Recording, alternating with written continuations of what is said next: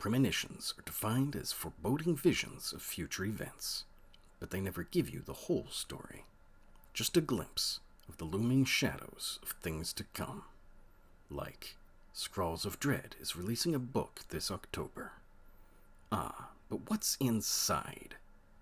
While we wait, perhaps we can get a glimpse. Previews of the stories the tome will contain. Perhaps we'll get Premonitions.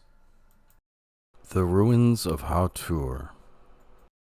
With the number of intriguing and mysterious locations that begged to be explored in their time, no one had paid much attention to the Ruins of Hau'Toor. There was no reason to expect any great treasures, magical artifacts, or pivotal historical documents to be there, so the place had sat mostly undisturbed for a long while. However, the magistrate had decided it was time somebody did the tedious task of checking the place out, just to be sure nothing of value, historic or otherwise, might be there.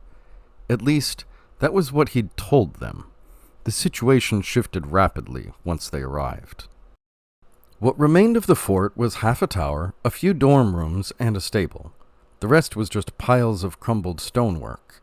In the exposed areas, all the wooden furniture had long since rotted to dust and washed away. What rooms remained closed and protected from the weather hadn't fared much better, but they gave some idea what the place had looked like when it was active, however long ago that was. After a few minutes of sifting through rubble, they stumbled on a group of 3 hill trolls, waiting for them in the stable. They stood nearly 10 feet tall, with mouths large enough to bite off a head whole, and claws as long as human arms. They took great joy in the disgust of their enemies.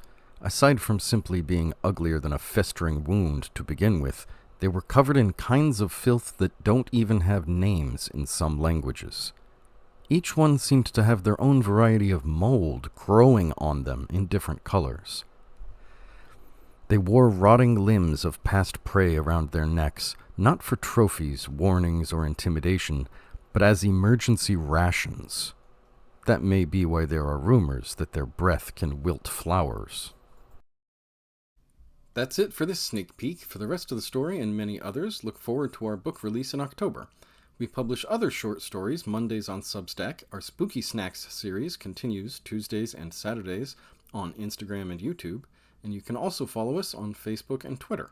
If you like and share these, it'll really help us get the word out about our book. Thanks for listening, and enjoy your nightmares.